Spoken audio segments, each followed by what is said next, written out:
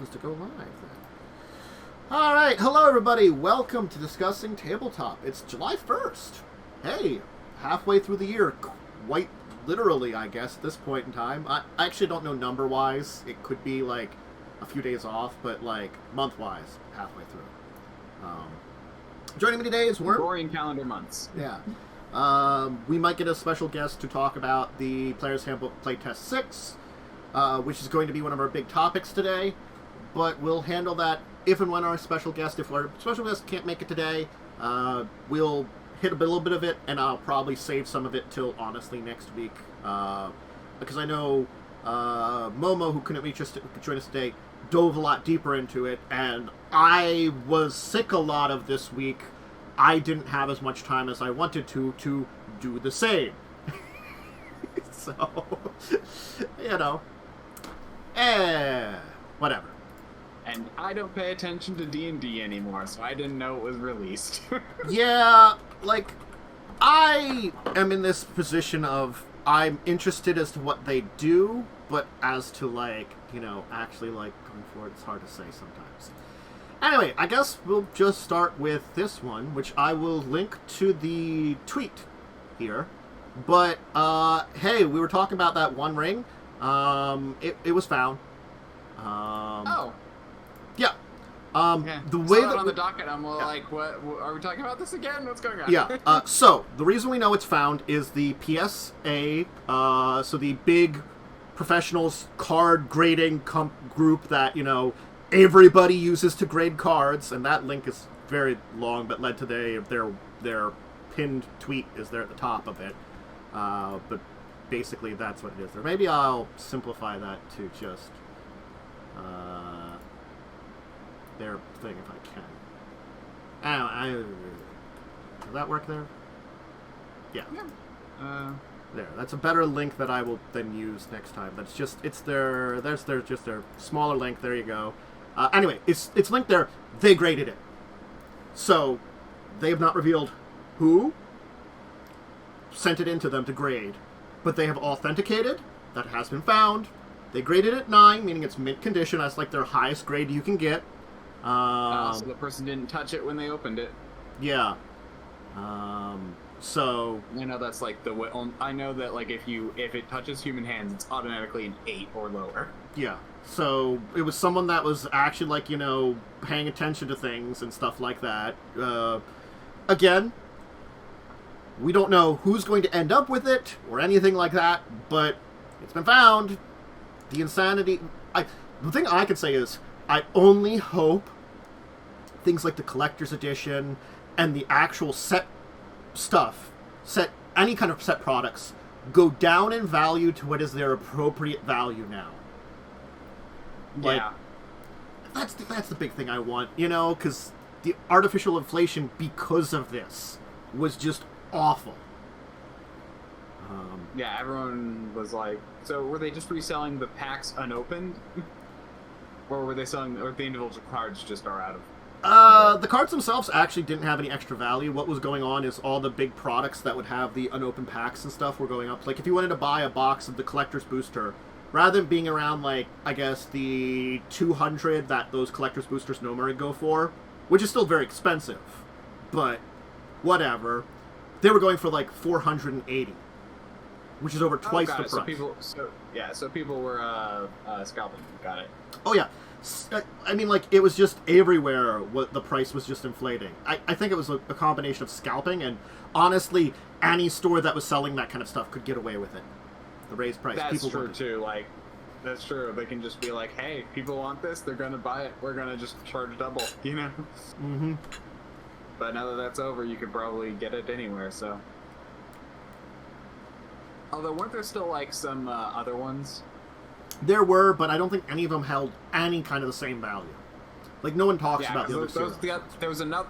Yeah, the other serialized ones were, like, 1 of 600 or something like that. Yeah. Which is still going to be expensive, but it's not a single one that only exists, so... Yeah. There's not a lot known about where it came from. Again, we just know that it was graded by the association, the PSA, and that, you know, again, they are a big group for doing this kind of thing. So if this is like actually authenticated, actually like thing. So cool, it's gone. Yep. Let's hope it improves things. Yay. So combining with this, just because Wizard's bad, Yeah, I saw this on the docket too, and I'm all like, okay. okay.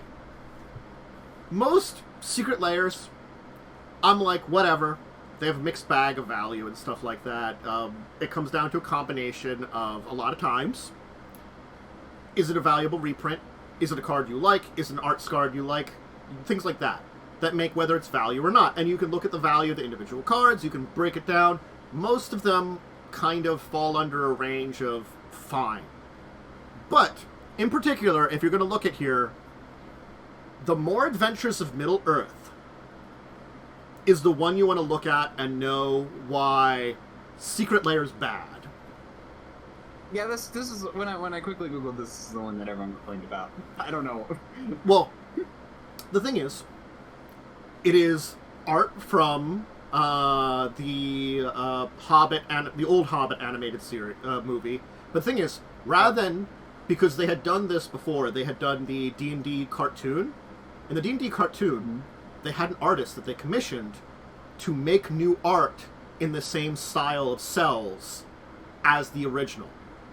So this one they just screen caps, basically. Yeah.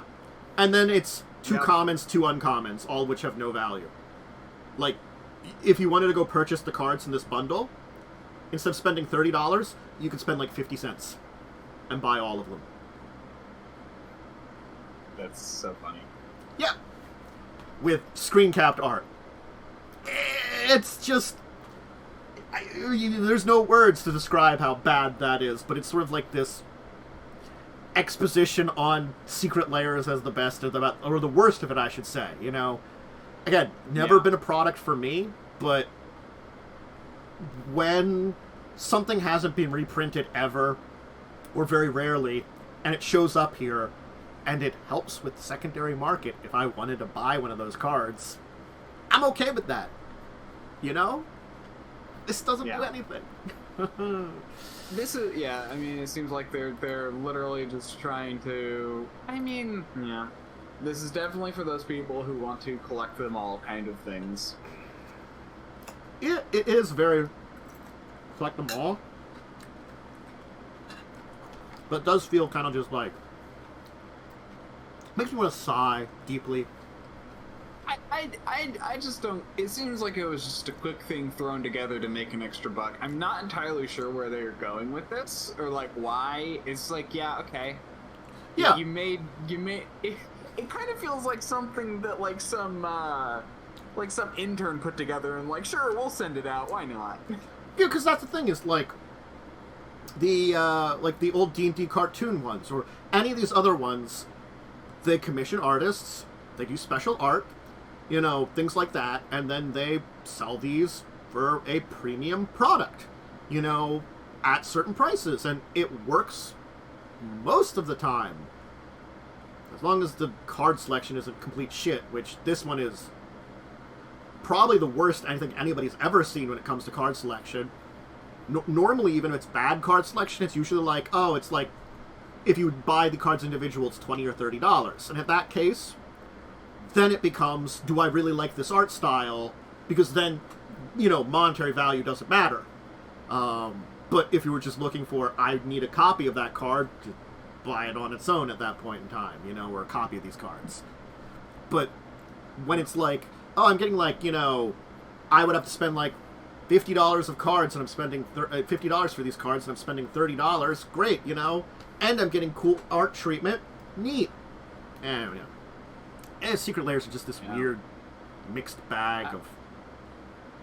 I don't know if I'm about to know how like these cards work, but you know, like it's just one of the It's just one of those things that like. It's a weird product line that's become this. It's the what's the word I want to look for here? It's the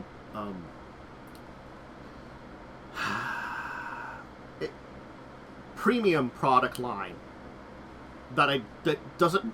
It's not necessarily bad. Yeah. In practice, in concept, but practice we get this shit.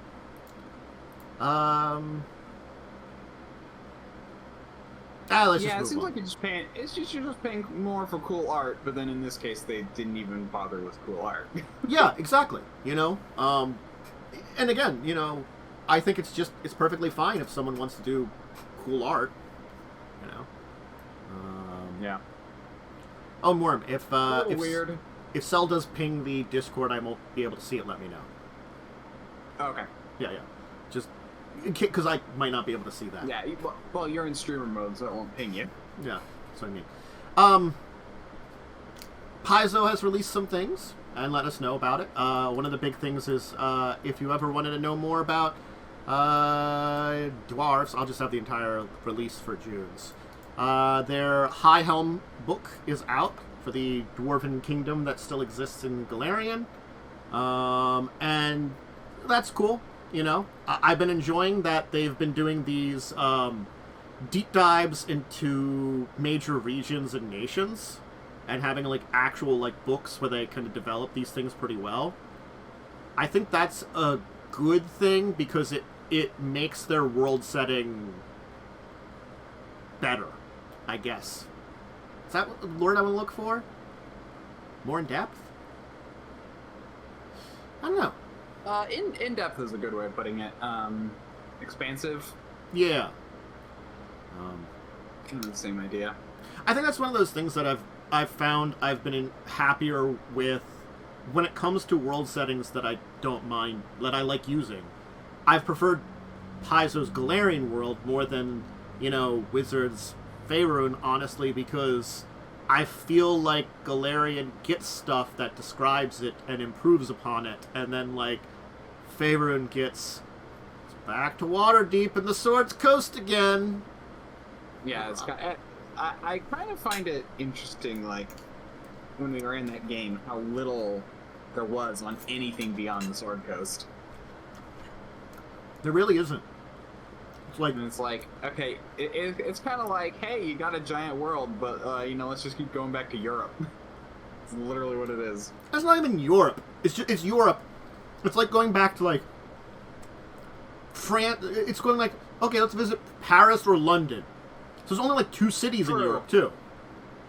That's true, yeah, no. I mean, like, their adventures tend to cover the whole area, but they do tend to, like, always center, it's like, yeah, the adventures of the London crew across Europe is basically how it goes. Yeah! And I think it's, like, again, it's one of those, like, missed opportunities that it's one of those things I feel sad about as when I've been moving now from that one world to another. I liked Faerun a lot for some of its lore originally. I feel like I haven't really liked a lot of the stuff they haven't really added a lot for lore, and when they have, it just feels kind of not good. So I feel like that's the other thing too, is like Wizards, because I guess they wanted to go generic a lot. Faerun is their worst setting. They have so many others, but they're kind of stuck this one to 5e, and it's fish, and like Eberron's great.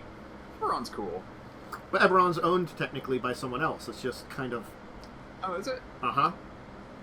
It's there's like a company that works directly with it that publishes through them. I'd have to remember the entire setup for it, but they don't technically have Eberron's rights.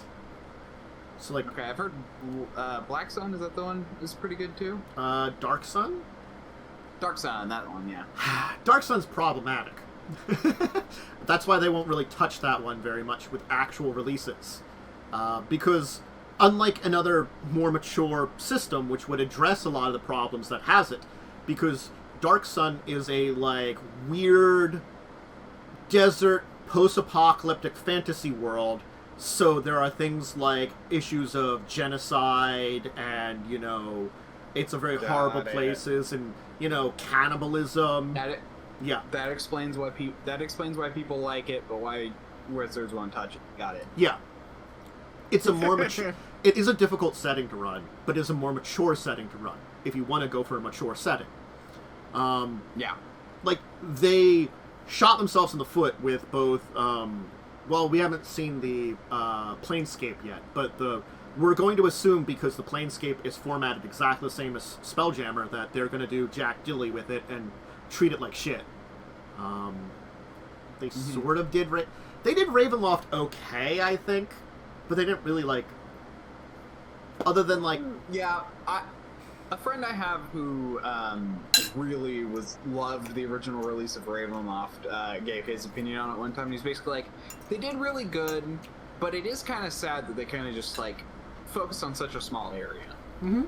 Because Ravenloft is apparently giant. Like, I didn't realize, but they basically settled on probably about an eighth of the actual Ravenloft area. Well, it's the Demi-Planes of Dread, and they did Barovia, and then they had that book where they introduced us to a whole bunch of other ones, and the ones that introduced in those books are only a small fraction of all of Ravenloft. Like, if you look at how much was developed back in the old day. And they did introduce us to some new ones, like and I get that. Go ahead. Oh, I was about to say, and I do get narrowing it down for the sake of an adventure. I do too.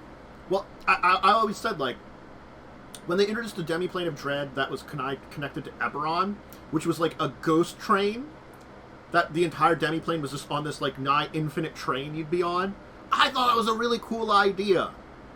That you're just, like, on this ghost train traveling through the mist. That was neat. That's a cool setting. See, they can do stuff like that. They just choose not to most of the time, I feel like. Or maybe in the last couple of years they've really gone it. Because it's been a year since they've done stuff like that. But. I mean, yeah, it's like when they went back to 5e, they really went back to their basics.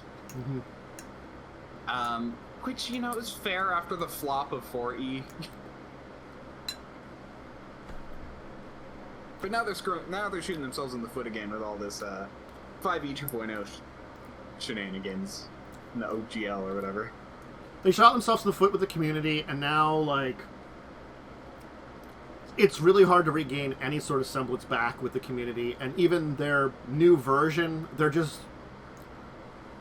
Yeah, it seems like they're in the right path, which we'll talk a little bit about it. Somewhat in the right path, question, maybe, Yeah. But even then, it's sort of like... Why is it 5e again and not 5.5 or something? Anyway. Yeah. Back to Pathfinder. But yeah, Pathfinder release. High Helm? I mean, yeah, yeah. And that's cool. And Dwarven Civilization, kind of cool. Yeah. You said there was something about the Orc, or is that next? Yeah, that's their creative license, their open RPG license. They have their final version of it. They've been drafting it now for months. So again, I just wanted to mention that more than anything because, God, I think none of us are legal experts. And it is legalese to the fault. Yeah, but I mean, what are you gonna do? That's actually a good thing if you try and make it too generic, and people might try and loophole it. But it also doesn't say. But it probably also doesn't say things like, "We are the moral compass. Follow our laws." Yeah. So it's this is their final draft right now. It's still technically not submitted, but they are going to. It has been submitted to the Library of Congress, though. So it just has to be kind of like interred correctly or something, and then that makes it the finalized version. So like, it's in that process of the government being like, click, click, click. This is all in order. Shall we send this to our, I don't know, filing cabinet of law? Or I'm embellishing government stuff in most silly way. But yeah. Yeah, basically. Anyway. Basically, they need to wait three months for the guy with the notary stamp to finally show up for work. Yeah, basically.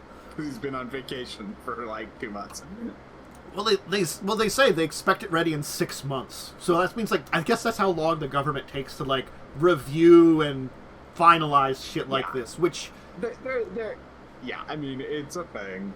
I mean, I have worked... My job kind of does allow me to see some bureaucracy issues. Thankfully, I don't generally work directly with that, but yeah, no, it's like, there is a process to everything, and while, we can approve someone for, like, a thing in, like, a day or two, it's still like, yeah, you have to call the company and then make sure things are right, and then get the paperwork filled out, and if they fail, you have to send it back, and then you have to, it's always something. Some of that, I get some of that bureaucracy now, I understand how it works, and I'm all like, yeah, I get it, but, Where's the orc final version? I forgot to link that.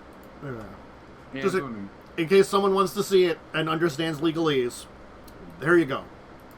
I'm not terrible at this, but I'm also, Now, speaking of something you're excited for, hey! Oh, only 5 pages, that's not bad. Traveler's, World Builder Handbook.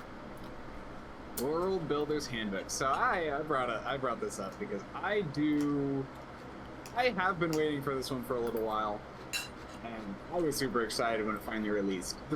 So something I fell in love with Traveler is their ability to, or the fact that they put a lot of effort into helping people build, like, a world. So there's this thing in Traveler called the UWP, the Universal World Profile, and it basically is a quick way of noting. It's a quick way of noting the characteristics of a planet or system. But I think, and that's kind of important if you're going to, like, run a star game. The thing about space games is you have to track a lot of places. Yes. That's probably the hardest part about a space game. Like, even at least things like Star Trek and Star Wars have, like, online databases that you can go, okay, what are the characteristics of Hoth? Let me go look it up on the Star Wars wiki, But if you're trying to make your own, that's a big task. What this book does is it doesn't just go into the generic aspects of, okay, like, what is, the planet's atmosphere, that kind of stuff. Like, there's some of that things that Traveler's already done. This actually is like a deep dive, and this is why I like it, into basically the current understanding of astronomy. And I'd almost consider Astronomy 101, or at least a guide to using astronomy in your building systems. And I love it. I like my technical stuff. Well, again, I assume it allows you to go as deep into the technical stuff as you want, but it, like, introduces you to the basics of it and stuff. That's the whole thing about it. They say, in fact, I could probably, what is it called, mourn or something, which I think is they really could have found a way to make that moron if they wanted to, but it's make only as really necessary. And which is fair. And so they have ways of, like, okay, this is kind of like, if you just want the star, here's where you go to stars. If you just want a planet, here's how you go planets. If you want all the orbits, all the planets, you can do this. If you want the government, you can just do this. But if you want the actual resources, the government, and that's the thing, is it doesn't just do with stars, it also does, like, how to classify governments, resources, military. It's just basically, here's everything you could possibly want to generate for a system. It does, like, sound like a lot of that stuff could be useful just in a futuristic setting anyway. Because you don't... Yeah, I mean... Especially, like, for, like, large government building and stuff like that, where, like, it might be planetary governments. Doesn't necessarily need to be smart traveling, but that kind of stuff helps in a lot of those genres. And I think the system is well built for, space travel and stuff like that, but I'm just saying, keeping it simple, you could do also. Yeah, I saw a little, like, satire of this, basically just being like, hey, name a planet, name a world, space world, an eyeball planet with a totalitarian government. Okay, cool, name another one. A frost planet with, intergalactic war. Okay, name another one. How many do you need? I need to fill out 40 more squares. You know, and it's like, that's why random generation is nice for space games. Random generation is one of those things that I just love when a book provides you with it, because it's like, granted, it just gives you ideas sometimes too. Like, I think that's why, like, just like random NPC generator stuff, or just like a couple tables for that, or like things like random taverns from, like, you know, D&D or Pathfinder. It's just like so fun, because it's just like it gives you an idea of where to work from, you know, and then you embellish it how you want. But yeah, tables are so good that way. Yeah, and that's the thing. And actually, another thing that I really admire about this one is, so Traveller has had world creation rules in the past, or details this deep in the past. The issue, though, is most of those were written in the 1980s and not really updated on. In the 1980s, we knew of like 10 exoplanets. Now we know of over 5,000. So they really tried to update a lot of the current knowledge of astronomy into this book. That's good, too. Yeah. Because that's the thing, I found out about this book because I was looking into, like, that. Like, what does Traveller have about these? I'm like, okay. But I'm like, really? You're basing the entire distances of where planets are based on our solar system? We know that's not how it works anymore. It's the thing that I think is important when it comes to sci-fi system, is most sci-fi systems work best when they're grounded in a core of reality that is expanding into this fictional version of it. So, like, our understanding of space and science is much better than we were 20 years ago. So our sci-fi sensibilities are certainly going to match that. The 1980s were 40 years ago. I'm saying just an example even then, too. Yeah, I know. like if I watch a sci-fi movie from 2000, I'm like, it's going to be based on a science that might not work the same as we know it now, and so it's like, it feels more silly, I guess. It's like, you know, like watching old sci-fi from like the 50s or something, you know, it looks silly and stuff because it's way out there and their ideas are just like, ha, that could never work. You know, that kind of stuff. I mean, it is actually funny, like, when you like look at like old school Star Trek and stuff, where it's just like, some of it is you're like, oh my gosh, you really thought that? And then other bits are like, actually, the idea of a wristwatch communicator is actually a thing now, you know? They had, like, in the original one, they had those flip-open communicators. They had flip phones. You know? Yeah. 1960s flip phones. That was crazy at the time. Or, I've seen stuff on this. Next Gen, they're always using pads. Basically, they're like iPads they had originally for their, like, computers, you know? Yeah. They thought it was futuristic. I mean, we're like, that's normal. Yeah, but honestly, I kind of like that a little bit more because it is more close to, like, reality. It was something that was conceivable at the time and is now a reality, but actually weren't, like, beyond the idea of, like, a hologram, which, you know, was theorized even in Star Wars back in, what was that, like, the 70s? Mm-hmm. You know, like, it's the practicality of a tablet is still actually probably going to continue into the far future. Yeah. Now, what you can do with the tablet is probably what's going to really change. So that's why I kind of like some of those where you're like, okay, yeah, no, this is... Now, the funniest thing is, like, you know, when you get those, like, sci-fi movies where it's like things are based off vacuum tube technology. Vacuum tube technology. I'd say, love those. How genius! Yeah. No, I like those too. So, yeah, it sounds like a very good book. Certainly, like, I think... And it's good for any... sci-fi system, I think it would be probably pretty good. Yeah. And that's, I think, the reason I really kind of wanted to showcase it, is because if you're running a sci-fi system, it's good. Like, there's very little in this book that is strictly Traveller. Like, most of it is just how to build a world. Which, yeah, and that's very good, you know? So... Because honestly, as much as, like, I do like things like both the Star Wars and Star Trek settings, honestly, sometimes you just want, like, a fucking random planet, and you just, like... Then you have to come up with something all on your own. You're like, you know, so something like this is just helpful to be like, here's my random planet that I can build quickly and efficiently. Yeah. They even go into, like, what kinds of atmospheres might a planet have, you know? It's like... Yeah. Alright. So cool. Now, I got a few more main topics before we loop back to D&D's thing. First off, Kobold Press is bringing us Tome of Beast 1. Again! So... It's a re-release of their original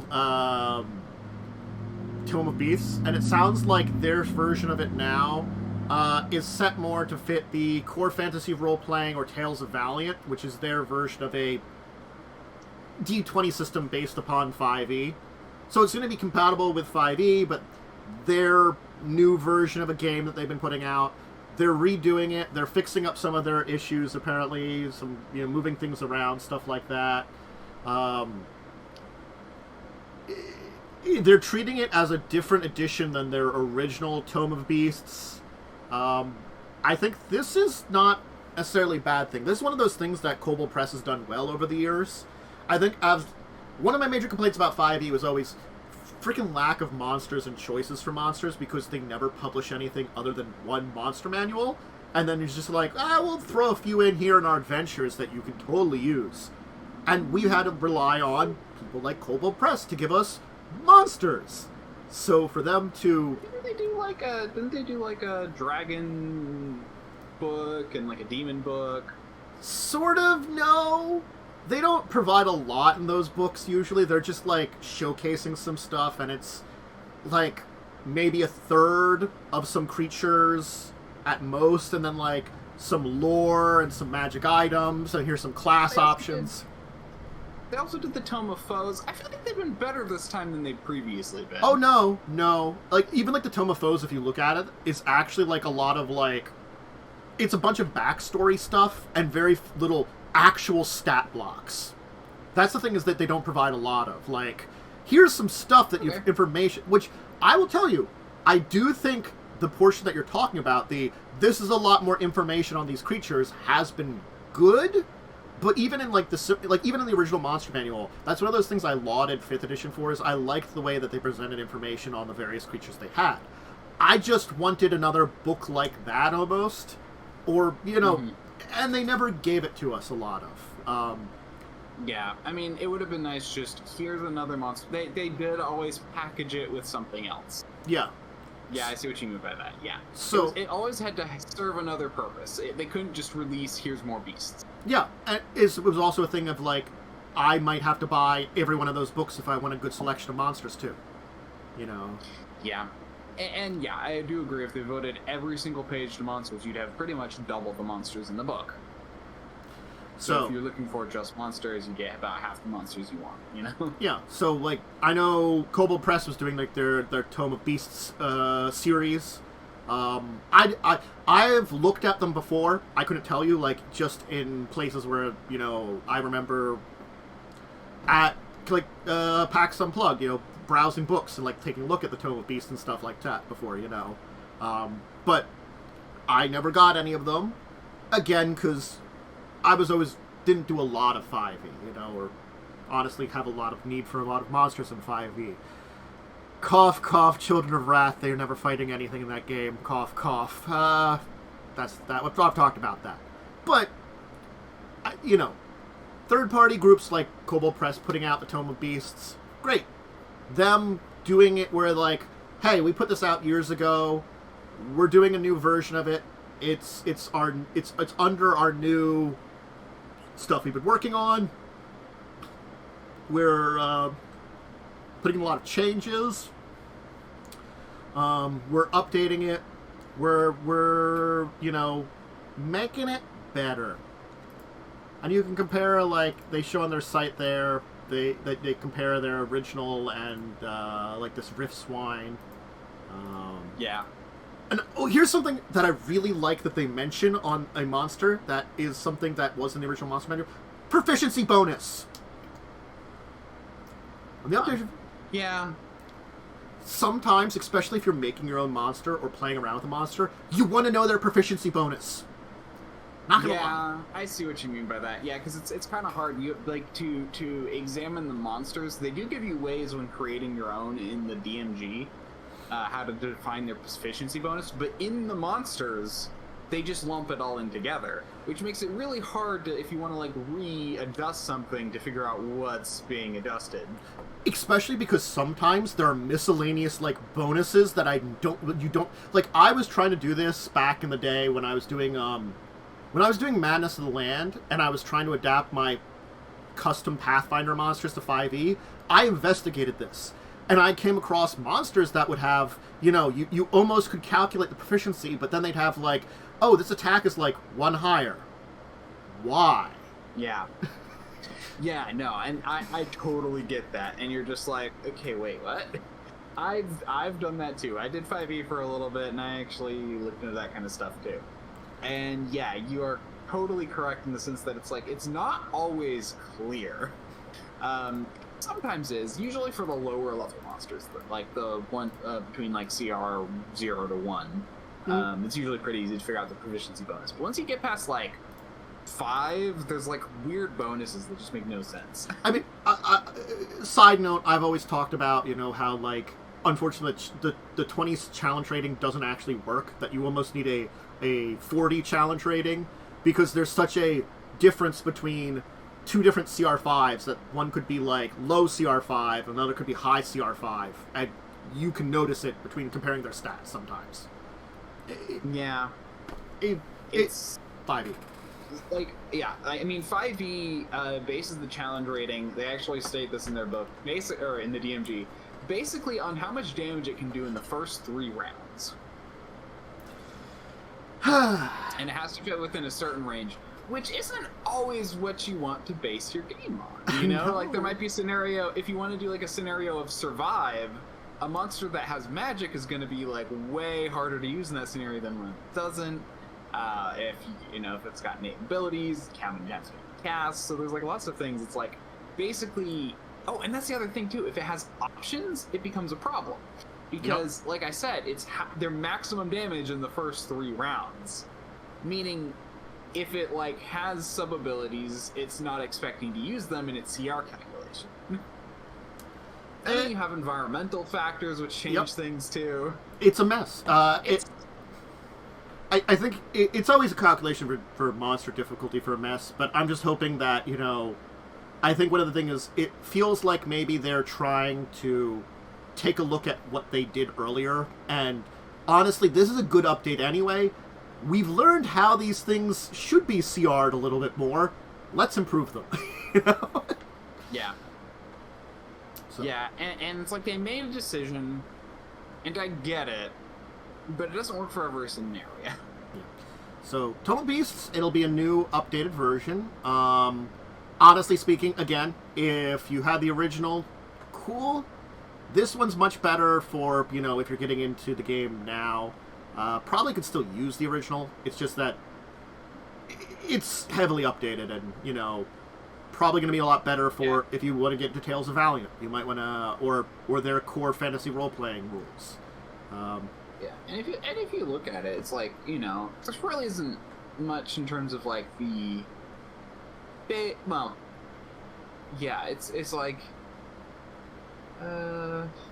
interesting. Yeah, so some of the abilities have been changed. I was about to say it's kind of the same. And I'm like, actually, no, they did do some differences. Yeah. Yeah. So, yeah, that's interesting. Yeah. And I do like, they're like, it's not 50% have additional mutant favors. It's just like, at the start of each turn, it just mutates a little bit. That's kind of neat. Stuff like that. Anyway. Yeah. So, Dome Beasts out now, or I think that's out now, or is that coming soon? God, I have to check because I went away. But on sale now. Yeah, the new one. Okay. Let's do a little bit. Well, we've got 2 more topics I wanted to hit up on today before we circle back to the playtest. We'll start with Mordred. So Come On Games is bringing us a lot of unnecessary flavor text.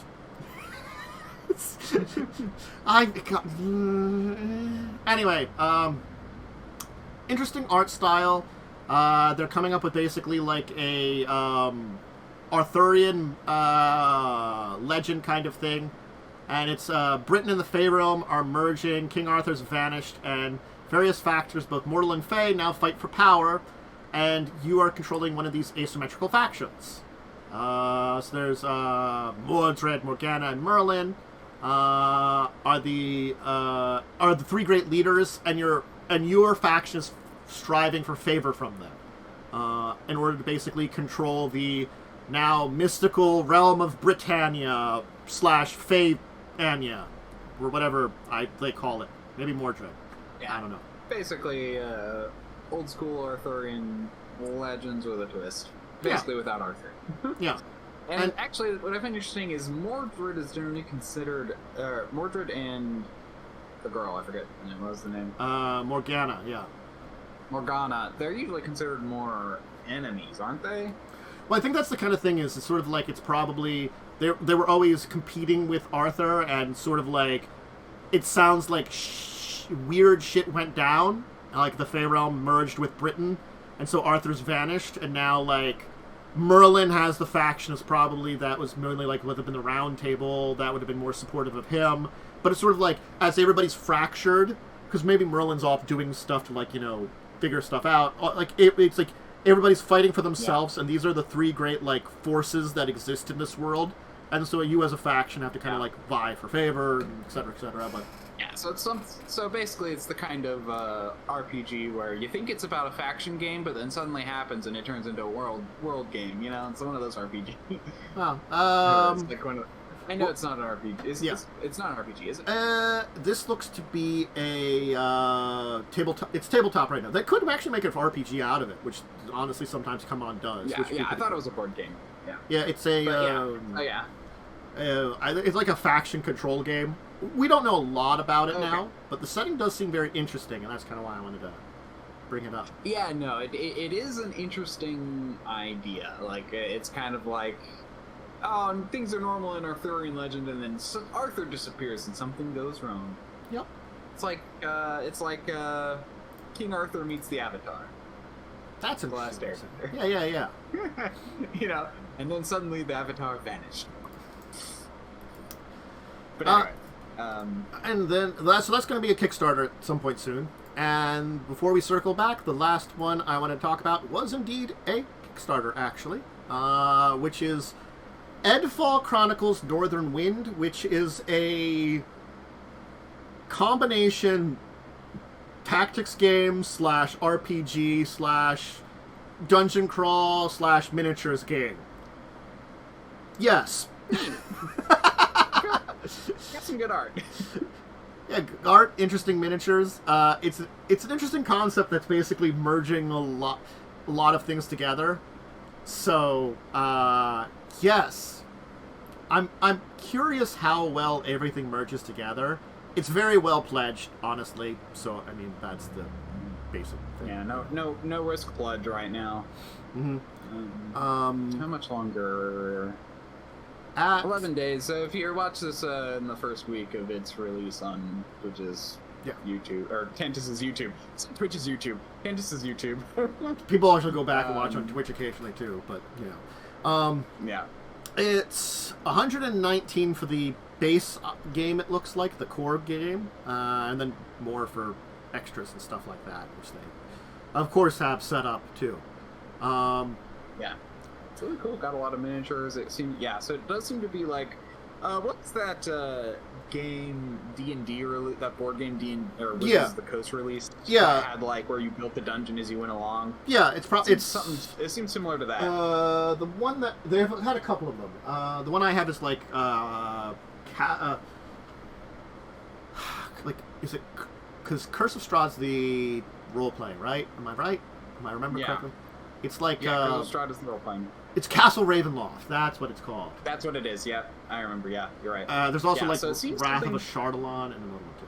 Yeah, something in that combat. But the art, that's real good. I'm loving the art. I'm looking at the art. I love all the characters. Well, I'm interested to see how, because that has very map's cool too. It has very very light RPG elements, so I'm interesting how in-depth their RPG elements are, because it sounds like that's something they favor a little bit more here. But I guess you'd have to dive deep into the rules, which they might have a copy of that somewhere here. If I could find it, you know. Oh my gosh, I just looked. I'm like, I've been scrolling down and I'm still only halfway. All right, look, I have already given up trying to look through all this. You know, if it take a look and see if it interests you. They've got 14 stretch goals finished already. You know, they are at yes percentage of their amount they were asking for. It's minis. It's tactical combat. It's dungeon crawling. It's got RPG elements. It's you know, one of those kind of games, and those are very fun games. Honestly, I do like games like that. So check it out, I guess, as best I can say, and see if it interests you. I guess I could like pick up this thing and just scroll deep into it and hope to find something in the best, but there's just so much here that it makes it hard to find if they've got like a I don't think they do, because there's like a learn more button at the end that doesn't lead to something. It looks like they linked to some shop for a gallery. Yeah, there's like some stuff near the end, but it looks like the gameplay stuff is videos. That's the same thing I saw. Yeah, it's just so. Yeah, there's some options, but like, yeah, it doesn't seem like anything. There's no like an example of the rules page or anything. Yeah, videos. Click on a video and you can see something. You know, it looks more like anything than more than anything. That's probably. Yeah, I think and I think they're coming. The models come unpainted, which is a bit sad for me. I understand some people like that, but I've never really like if it's a board game, I'd vastly prefer the figures to be painted. I honestly agree, since I don't want to spend a lot of time doing that, but I also like understand that like, you know, that's a big price difference a lot of times too. So yes, I mean there are ways to machine paint things. They still end up, but that might just be a really big extra cost for like a mass production thing, because that means you'd have to like have some kind of custom machinery to do that. Yeah. Whereas the melted plastic or basically the molded plastic is very straightforward. Yeah. Although in some cases they do it by doing different colored molded plastic, but again, that's another step up in cost. Yep. It's an expense thing. It makes sense. And apparently also... And it's fine. They do put a lot of minor detail into these, too. Yep. So... And they got a lot of stuff here, so if you want to read through their entire thing, it goes on forever. Okay.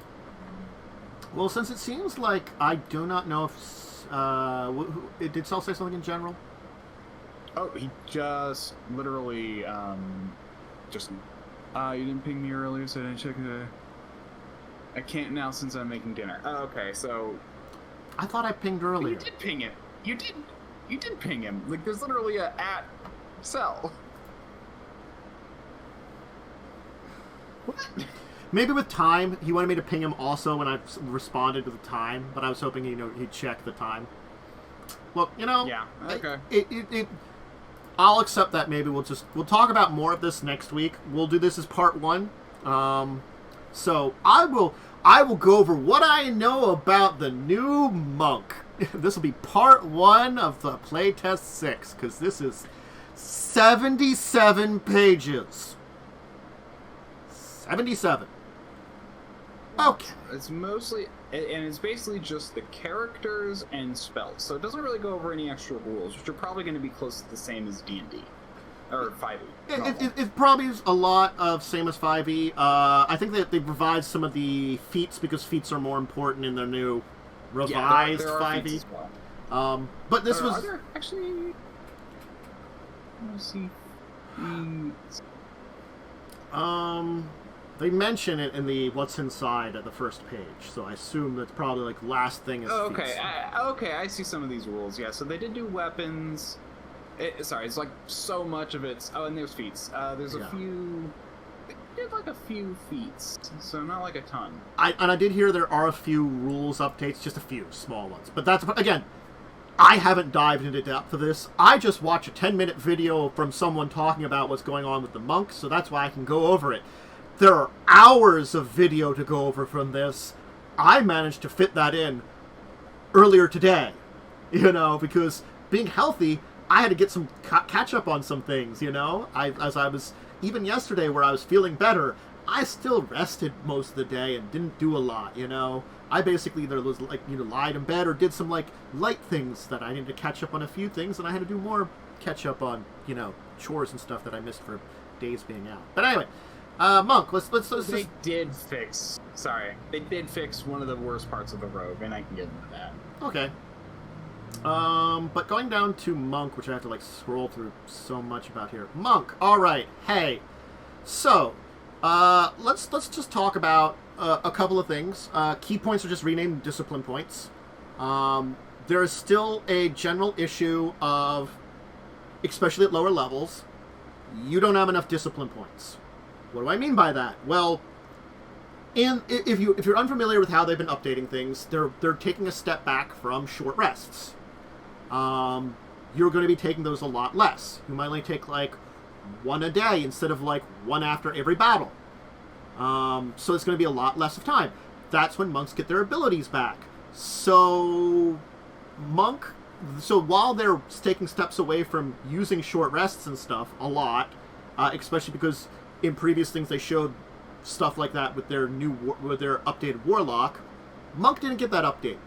So you're still SOL if you use up all your discipline points in a single combat, which is very easy because being a monk, being better than the fighter, you're going to need to use your discipline points. Or being at least equivalent to the fighter. So low levels still suck on that. Unarmored still sucks because you have to now have Dex and Wisdom, and then if you don't want to be to even have an AC close to that of another frontline fighter, when you are a frontline fighter, still the same. And, you then also need Constitution somehow if you want hit points to be a frontline fighter. So, you need 3 stats instead of everybody else needing 1? That's basically the same as it was. The martial arts, a lot of it is the kind of same there. For unarmed strikes, the dexterous attacks, the martial arts dice is pretty much the same. They get weapon mastery, sort of, which the weapon mastery is okay, but it doesn't work as well with your martial arts stuff. So if you get weapon mastery in a dagger, that new weapon mastery stuff is it's neat but not great. Let's see here. They talk about your discipline points, which is the main thing is flurry. The patient defense, that's the discipline. Oh, the step of the wind is better. But it's something you rarely use. Again, because also all these things are bonus actions, and when you only get one bonus action a turn, you're most likely going to flurry rather than doing something like step of the wind, which is now both a dash and a disengage. Cool. Better. Deflect missiles, now you can theoretically throw it back at someone, which is slightly better. Slow fall is the same. Extra attack is the same. Oh, Stunning Strike is worse. It used to be Stunning Strike it's still a Constitution save, but what you can do is you can only be successful once per turn. I mean, you could use it more than once. Now it's once per turn you can try to Stunning Strike. So, Stunning Strike, which is one of your big things that you're dumping a lot of, which you normally would dump a lot of your discipline / key points on in order to stun an enemy and basically leave them open for your allies. Rather than being able to do that, you can try it once per turn. They still have a con save, which is a sucker saving throw, and con save's usually the best for most monsters, so... Empowered Strike is cool. You can do force damage as your normal damage. Neat. The heightened metabolism is fine. You get it 7th level, and that's a 1 minute you can get a short rest.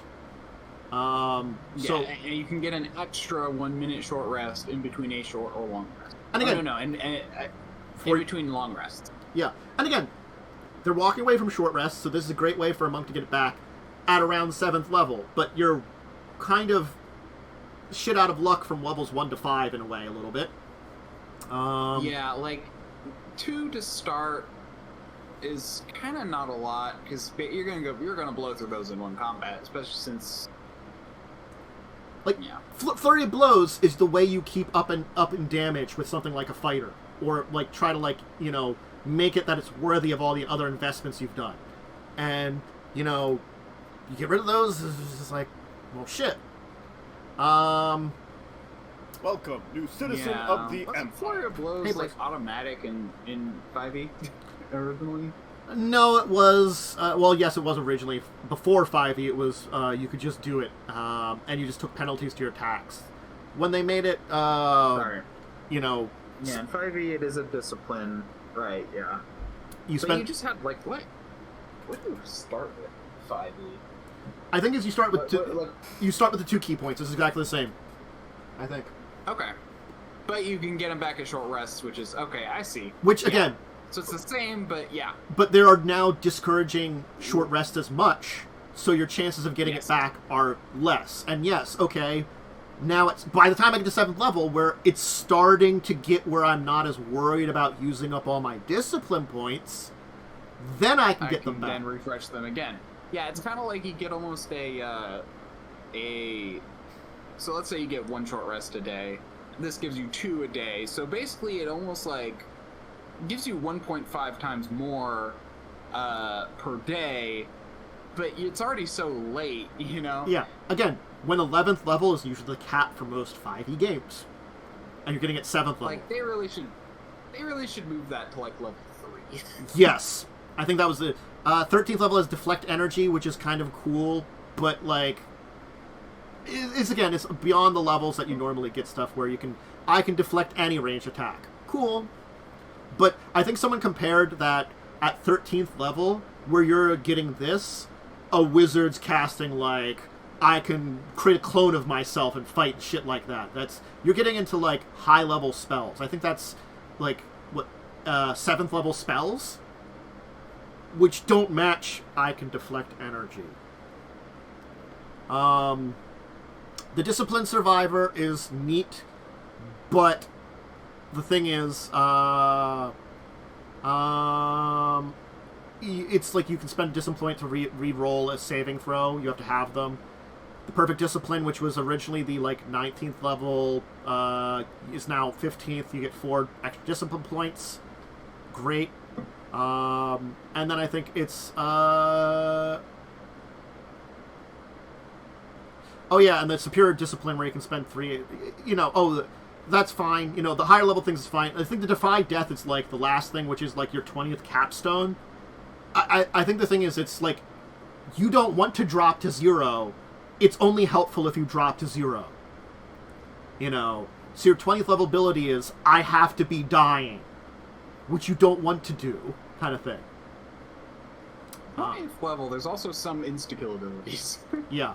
So there is use. I'm not saying there isn't use for it, but it's the idea that, with my bonuses to saves and being able to re-roll saves, I don't want to be able to use that, get in that position. So,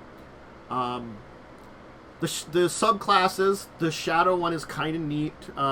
You can, for Discipline Point, create darkness and be able to see through it, giving you advantages to attacking people, and then you get abilities to, step through shadows and make attacks to people when you do that. Kind of neat stuff. Pretty okay, pretty decent. The Warrior of Elements, which is their Way of the Elements, is actually pretty good and kind of broken now, which is good. This was the big update. The negative point is one of its major things causes your target to make a strength saving throw to each of your attacks. So, it means the game will be bogged down with strength saving throws. You also have a weirdly 10-foot reach, so you have stretchy arms. Yeah, maybe you just be key blasts out your fist, so it's kind of travels. I think that's really what they're going so for. hard it has a shockwave travel. Yeah, I mean, it's sort of like the way it's read. I heard someone say like, this is the kind of thing they need. It's like a little something of like something that's a little broken to make up for their base class being sort of meh. Because again, like I've played a monk. They were, eh. But again, like it's like I would never multi-class a monk. Because you have so much of investment in other stats and stuff like that, but they kept that the same. And what was hard about the monk before, and where I think the monk really needed to be fixed, was that in the original 5e, it really hit the monk's problem was that it basically got everything you could possibly want and outshined everything up until like I want to say like 5th level. Then it kind of stagnated till I think like 10th level, and then it got way outclassed by everything else. And even that level 1 to 5 still has issues. It's sort of like, and again, like I think the thing is, it's that level 5 you talk about works when I can short rest between each battle. Yes, that's when it works. And that's the thing. Yes, and I'm talking about the original. Yeah. The problem is that they really needed to stretch out the monk's abilities to spread them out a little bit, but also not take away what makes the monk fun to play. And they seem to have done that. Just to summarize a little bit more, Warrior of the Hand is their thing from before. It's their Quivering Palm is worse. It used to be like the 17th level of ability used to be like the thing would make a save or die or take damage. Now it's just it takes damage, so it's worse. The Warrior of the Hand, so they kind of just they super improved Warrior of the Elements, but made it kind of annoying because the bajillion strength saving throws. And then, Vampire Monk. That was Pathfinder, and it was broken. And then Warrior of Shadows, okay. Warrior of the Hand is basically remade, but worse. I think Warrior of Shadows is the new one. It's fine. It's not great, not terrible. So I feel like, as someone, I've played a monk before. It was okay, but like, I wasn't really encouraged to play a monk again. Was the problem, and now it's sort of like you have this opportunity to fix and redo stuff, and you're doing a lot of it, and you didn't for monk. I don't know. So go ahead. We can talk about rogue too. Yeah. What do you have for rogue? Before I. So when I first heard about this with rogue, I was like, yeah, okay, they basically ruined it. So originally, when they first did their update or their playtests, rogues could only sneak attack during the attack action on their turn. Do you see the problem with this? Yeah. It's like, okay, I get it. That is the primary time you're going to do things, but there are ways to attack with react. Like you could choose to do a sneak attack as an attack of opportunity. Originally, you could. Choose to, you could, and what people kind of said is that when you do this, it basically took away a lot of teamwork actions for the rogue, because basically the rogue had this issue where like you could combo sneak attack with something else, like someone could push a character, which could move them away, and then you could use a sneak attack, and it's like there are ways to do things like that to encourage teamwork, but basically people were saying that no, now you just basically have to attack them. It also puts you more in the front line, because you have to be right there. You can't rely on a teammate to save you, So there's some issues. But anyway, they removed that. You can now... the sneak attack no longer has to be on the attack action. It can be during any period, any attack. So they got that back to normal. I feel like I don't know if the rogue needed to be worse, but I feel like it... Like, there's just one thing I'm looking at, and it's like... No, it never needed to be worse. That's the thing. It's like, it really was fine. The thing is, like, I already looking here, and like, you now get expertise at 6th level. Didn't you get that, like, 2nd level before?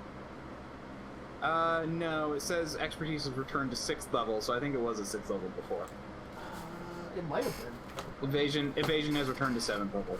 I think though, yeah, they did push those higher, which that was another thing people complained about, because it's all like, those things which help with survivability were pushed to like, I want to say like 9th and 10th level, and it's like, by that point, it's, it's like, it's literally, it's almost required for evasion. Oh yeah, you're right. For like survivability of a rogue at higher level. Oh no, there was a 1st level expertise you got. What is that? Oh, they still have it. They still have it. Okay, they still have it. Oh yeah, they still have 1st level expertise. I just was missing it because it was 1st level. I'm just trying to like see what they've updated here for. Because I guess that's the one thing. Now they kind of moved. They kind of did make the rogue an interesting jack of all trades with weapons. They added in weapon mastery at level 1. Yeah. Where you basically can choose a proficiency with 2 kinds of weapons after a long rest. Well, yeah, it's this new mastery thing where it's like, if you have a mastery of a weapon, you get special properties of it and stuff. So, I do like that idea. And the fact that you can kind of just switch. So it's interesting. But now rogues are the jack of all trades when it comes to weapons. Well, I think they do have like other people have weapon master, but I think their switching thing might be unique to them and stuff.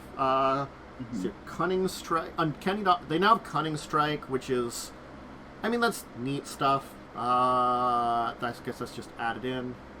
They get Reliable Talent at 7th. I might just also not understand the mastery thing because I haven't been paying super close. So maybe that is normal. Maybe you can only choose mastery between things you have. I can't remember. I'd have to check another class because I know Ranger was talking about mastery.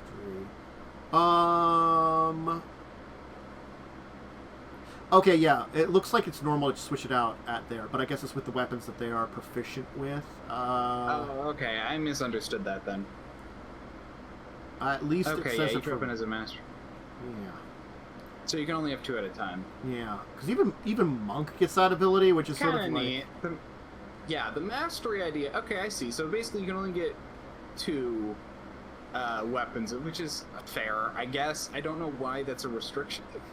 I guess it's supposed to be like. Proficient weapon.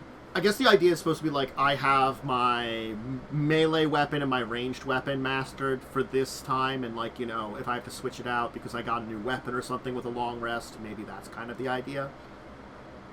Yeah, but it sounds like it's with a weapon type, like a scimitar so it's like kind of just like, I guess this prevents you from just picking up a random weapon, but it's kind of just like, maybe it should just be a proficiency thing, Well, I think you're supposed to have proficiency with it, because I guess they have weapon proficiency. Yeah, to use it. Yeah.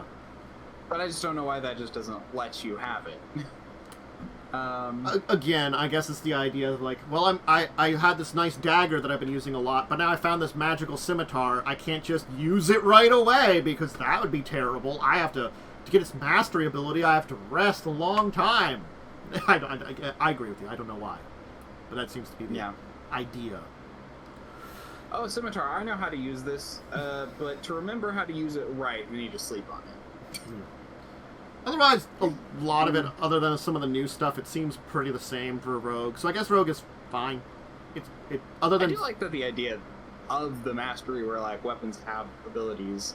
Yeah. They could have tied that just to proficiency though, and then restricted proficiency in a different way instead of, throwing everything at everyone like they did in 5e. Again, it's kind of weird that they're like, you're proficient in these things, you can only have 2 that you're mastered with until you do long rest for now. Whatever. Yeah. At least it seems like fixing sneak attack is a good thing. I guess that was the big thing. No, it was required. Basically, that was the big thing that made because the thing is like, I think you can still... Yeah, once per turn, because before it was like, oh wait, once per turn. So before it was once per your turn, you can do it during your attack action.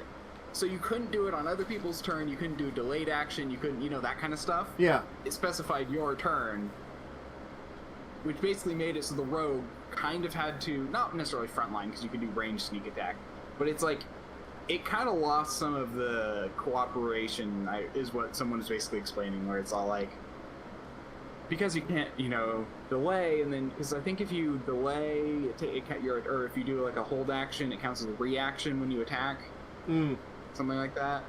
And that actually so precludes the kind of hold and wait kind of action, and it also prevents you from being able to use it during attack of opportunities. But also, originally, like the two, like evasion, I think was the big one. I think they moved it to 9th level. No, they moved it to 11th level originally. And people are also mad about that because it's all like, it kind of needs it for survival, You need evasion for survival. Rogues as a rogue. are supposed to be glass cannons. And that's the point, is that they avoid damage with things like their uncanny dodge and evasion in order to survive to get the big stab attacks, So, so I'm glad that... So basically, Rogue's pretty much back to normal. It's fine. They can do whatever else. I could look more at, like, some other things, but I'm good.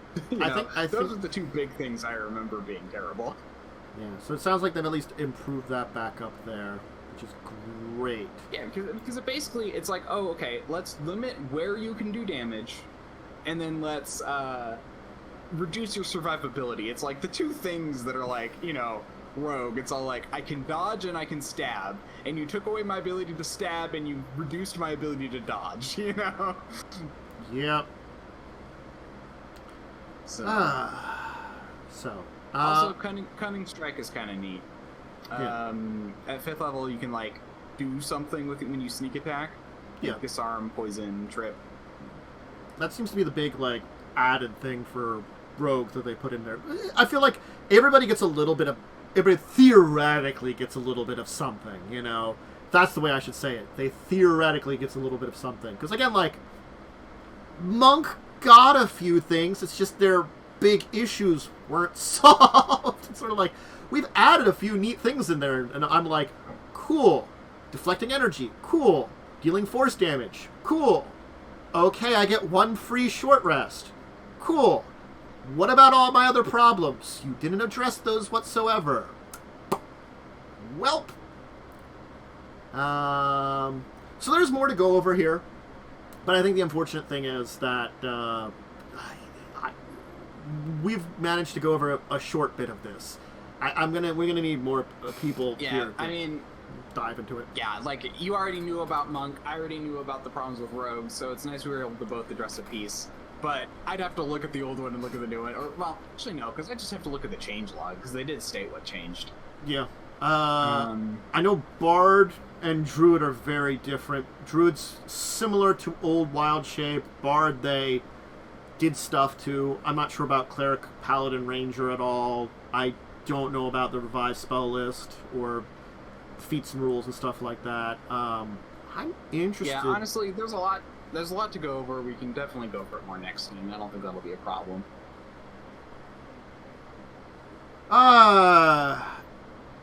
Yeah.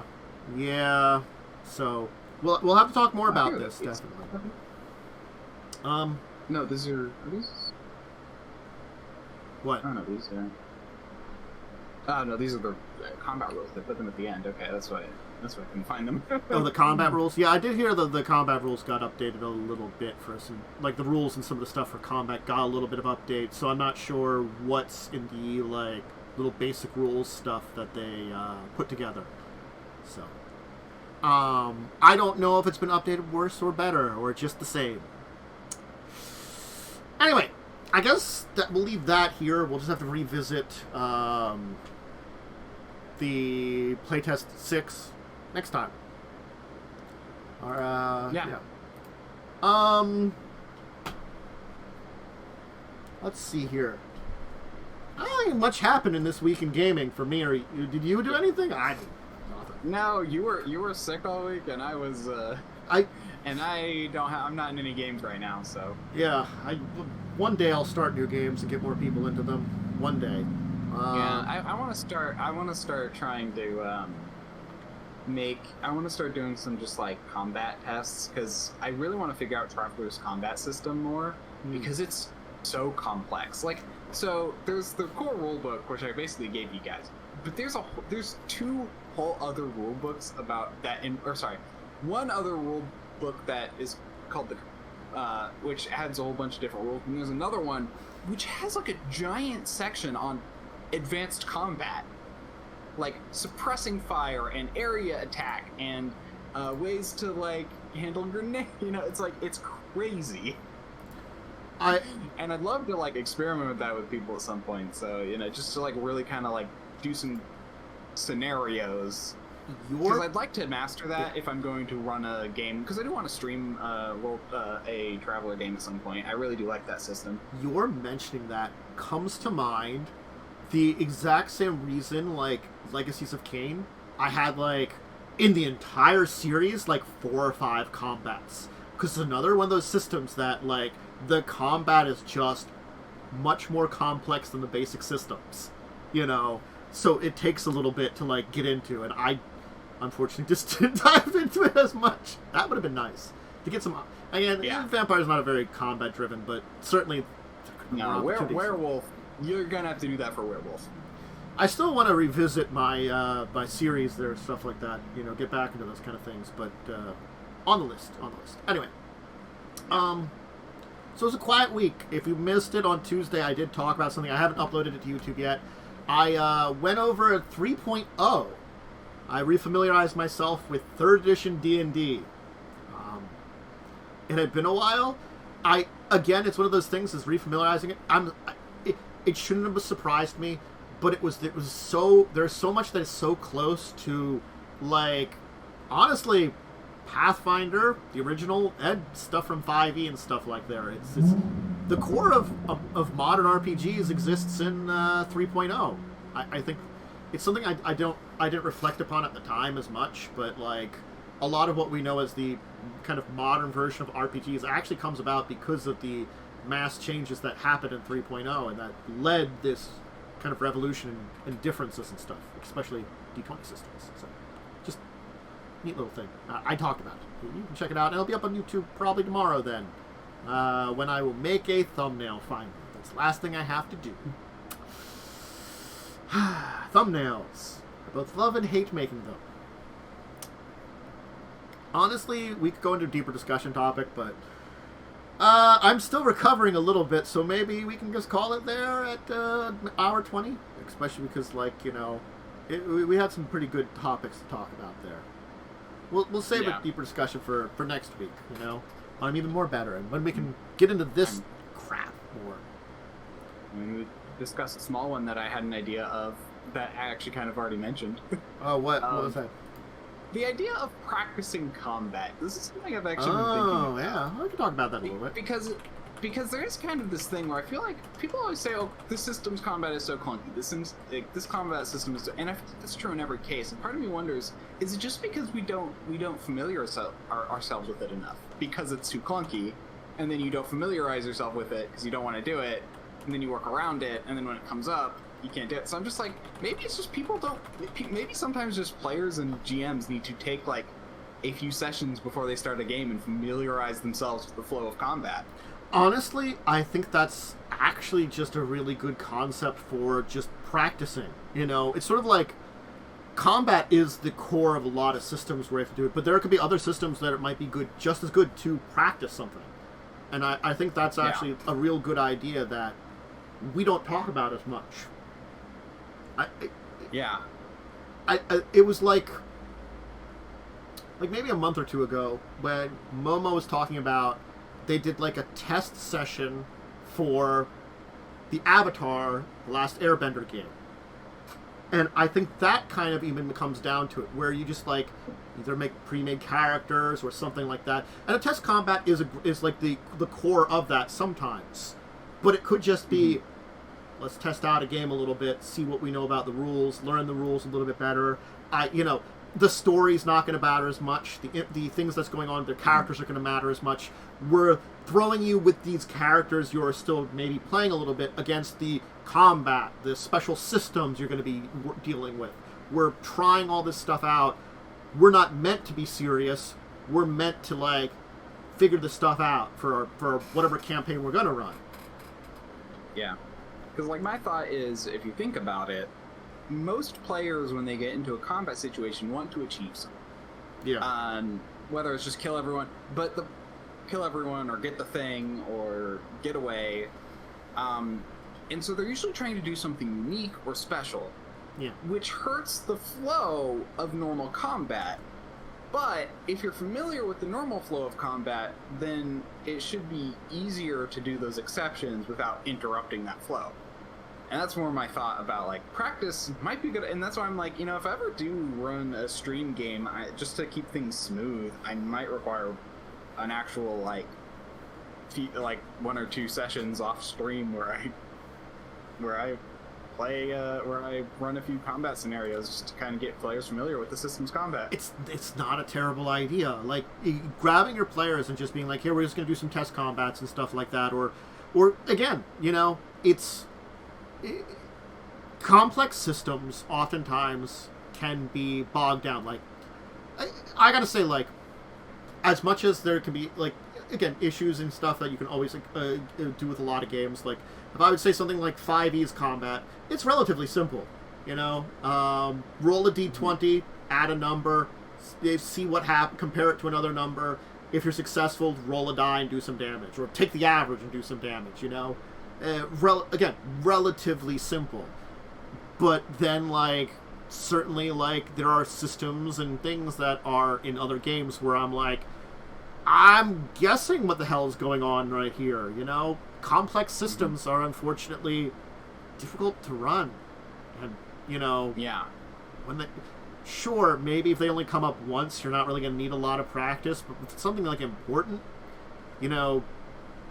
I'm going to get down. And that is a big part, because it's just like, oh wait, what turn is it? How does initiative work again? What, like, every player has to be on board for combat to run smoothly. Yeah. And getting people to know those basics is not always easy depending on the situation. Like, combat is the core of it, but, like, I feel like that it can come up with other things with, like, probably, like, honestly, like, maybe instead of just in-person combat, like starship combat, something like that. Yeah. In games, or like, especially in like a sci-fi spacefaring game, starship combat's going to be like a big thing too.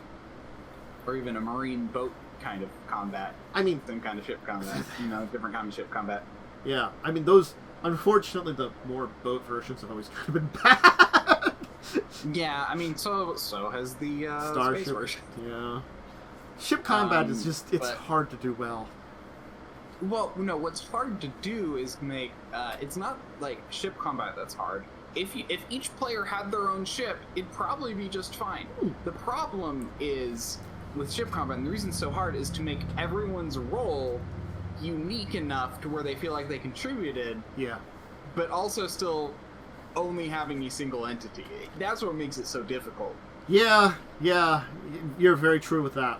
And I think that's like, it harkens down to the essence of the difficulty there a lot of times too, and like, there again, it's just a complex system. It's a complex system where you have to figure it out, and testing it out is such a good concept that, like, until you brought it up, I think it's one of those things sort of like, it's been in my mind, but it's like, I just don't talk about it a lot, It's sort of like, oh, maybe we want to test this out. Maybe we want to do this, or try it out. Yeah, and what made me think about it was that I was reading one of these RPG books, and they said, okay, and it was something called At Close Quarters. I liked the idea, but it is way too complicated. But one of the things they did say is, it will take some practice with your players for them to get used to the idea of how this works. And I'm all like, yeah, practicing. I'm like, I when I read through the book, I'm like, this is way too complicated. Basically, everything had a point system. And, like, I get where that, like, climbing a ladder had a different point than running, had a different point than jumping down a ladder. It's all like, it was kind of more like a system where it's like, how many points do you spend in your turn? And I'm like, that could be okay, but I do not see players, even with practice, getting the hang of that within a reasonable time frame.